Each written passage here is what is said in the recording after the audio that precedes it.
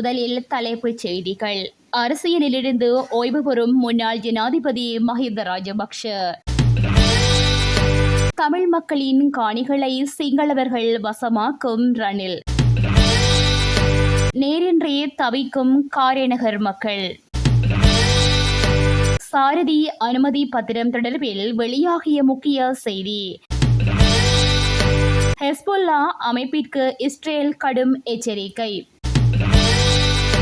ஸ்ரீலங்கா பொதுஜன பெரமுனவின் தலைவரும் முன்னாள் அதிபருமான மஹிந்த ராஜபக்ஷ தீவிர அரசியலில் இருந்து ஓய்வு பெறவுள்ளதாக அவருக்கு நெருங்கிய வட்டாரங்கள் தெரிவிக்கின்றன. அதன்படி அவர் எதிர்வரும் நாடாளுமன்ற தேர்தலில் போட்டியிடப் போவதில்லை என தகவல்கள் தெரிவிக்கின்றன. அவரின் உடல்நிலை மற்றும் நாடு முழுவதும் பயணம் செய்யும் போது அரசியலில் ஈடுபடுவதில் உள்ள சிரமம் ஆகியவற்றின் அடிப்படையில் இந்த முடிவு எடுக்கப்பட்டுள்ளதாக தெரிவிக்கப்படுகிறது. எனினும் எதிர்வரும் தேர்தலில் பொதுஜன பெரமுனவின் வெற்றிக்காக அவர் தொடர்ந்து பாடுபடுவார் என அந்த வட்டாரங்கள் மேலும் தெரிவித்துள்ளன. வழக்கறிஞரான மஹிந்த 1970 முதலாக நாடாளுமன்றத்திற்கு தெரிவாகி 2005 அரசு தலைவர் தேர்தலில் வெற்றி பெறும் வரை நாடாளுமன்ற உறுப்பினராக இருந்தார். அரசு தலைவராக தனது முதலாவது 6 ஆண்டு கால பதவியை 2005 நவம்பர் 19 தொடங்கினார்.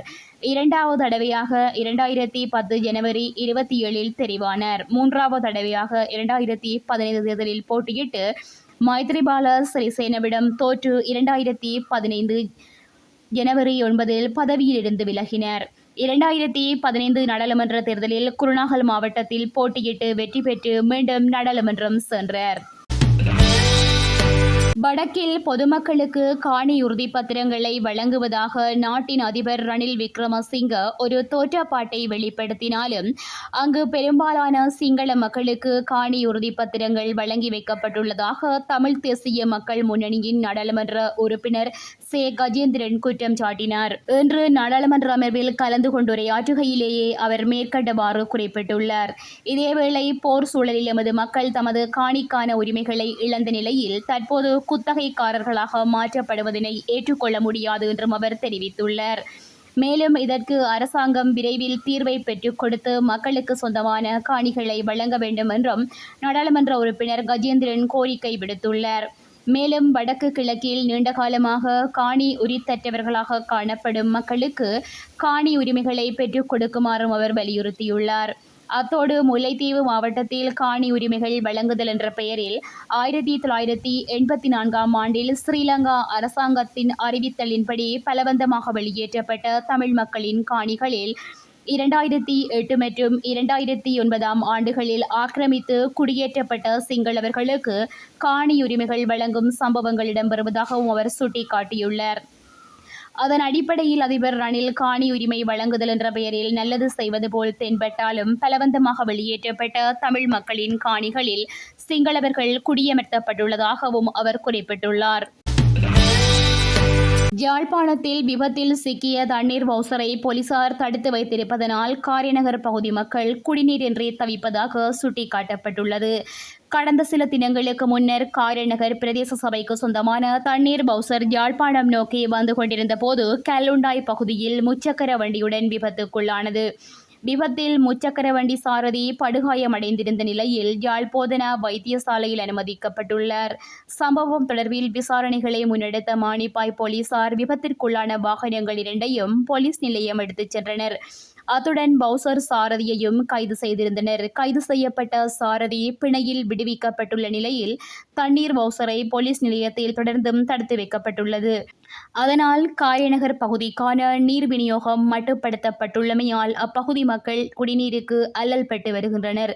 இந்நிலையில் தண்ணீர் பவுசரை போலீசார் விரைவில் நீதிமன்றில் பாரப்படுத்தி வாகனத்தை விடுவிக்க நடவடிக்கை எடுக்க வேண்டும் என காரைநகர் மக்கள் கோரிக்கை விடுத்துள்ளனர். இலங்கையில் சாரதி அனுமதி பத்திரம் வழங்கப்படுவதில் உள்ள நடைமுறை குறித்து மோட்டார் போக்குவரத்து திணைக்களம் தெளிவுபடுத்தியுள்ளது. 17 வயதினை பூர்த்தியடைந்தவர்கள் சாரதி விண்ணப்பத்தை பெற பயிற்சி பெறலாம். எனினும் உரிமம் வழங்க 18 வயது நிரம்பியராக இருக்க வேண்டும் என்பது கட்டாயமாகும் என திணைக்களம் குறிப்பிட்டுள்ளது. இது தொடர்பான சட்டத்தை அறியாமல் பலர் சாரதி அனுமதி பத்திரம் பெறுவதற்கு பல்வேறு நடவடிக்கைகளை மேற்கொள்வதாக சுட்டிக்காட்டப்பட்டுள்ளது. வயது பூர்த்தியாகும் வரை சாரதி அனுமதி பத்திரம் வழங்கப்படுவதில்லை எனவும் ஆணையாளர் நாயகம் நிஷாத்தன வீரசிங்க தெரிவித்துள்ளார். அதே நேரம் ஓட்டுநர் உரிமத்தில் பயிற்சியாளரின் பெயரையும் இணைப்பதற்கு எதிர்பார்த்துள்ளதாகவும் அவர் குறிப்பிட்டுள்ளார். போக்குவரத்து ராஜாங்க அமைச்சர் லசந்த அழகியவண்ணவின் திட்டத்திற்கமைவாக இந்த நடைமுறை முன்னெடுப்பதாக ஆணையாளர் நாயகம் கூறியுள்ளார். வாகன விபத்துகளை குறைப்பதற்கு இந்த புதிய முறைமை பயன்படுத்தப்படும் எனவும் இதன்போது பயிற்றுவிப்பாளர் யார் என்பதையும் பார்த்துக் கொள்ள முடியும் எனவும் ஆணையாளர் மேலும் தெரிவித்துள்ளார். ஹெஸ்புல்லா அமைப்பு முழுமையாக அழிக்கப்படும் என இஸ்ரேல் எச்சரித்துள்ளது. இஸ்ரேலின் ராணுவ சிவில் கட்டமைப்புகளை காண்பிக்கும் வீடியோக்களை ஹெஸ்புல்லா அமைப்பு வெளியிட்டுள்ளதை தொடர்ந்தே இந்த எச்சரிக்கை விடுக்கப்பட்டுள்ளது. ஆளில்லா விமானங்கள் மூலம் எடுக்கப்பட்ட வீடியோக்களை ஹெஸ்புல்லா அமைப்பு வெளியிட்டுள்ளது. இந்நிலையில் நாங்கள் ஹெஸ்புல்லா அமைப்பிற்கும் லெபனானிற்கும் எதிரான விளையாட்டின் விதிமுறைகளை மாற்றும் தருணத்தை நெருங்கிக் கொண்டிருக்கிறோம் என இஸ்ரேலின் வெளிவிவகார அமைச்சர் தெரிவித்துள்ளார். முழுமையான யுத்தம் ஒன்றில் ஹெஸ்புல்லா அமைப்பு முழுமையாக அழிக்கப்படும் எனவும் லெபனான் மோசமாக தாக்கப்படும் எனவும் அவர் குறிப்பிட்டுள்ளார். ஹெஸ்புல்லா அமைப்பு தனது வீடியோவில் இஸ்ரேலின் ஹைபா நகரின் பொதுமக்கள் அதிகமாக வாழும் பகுதிகளை காண்பித்துள்ளது.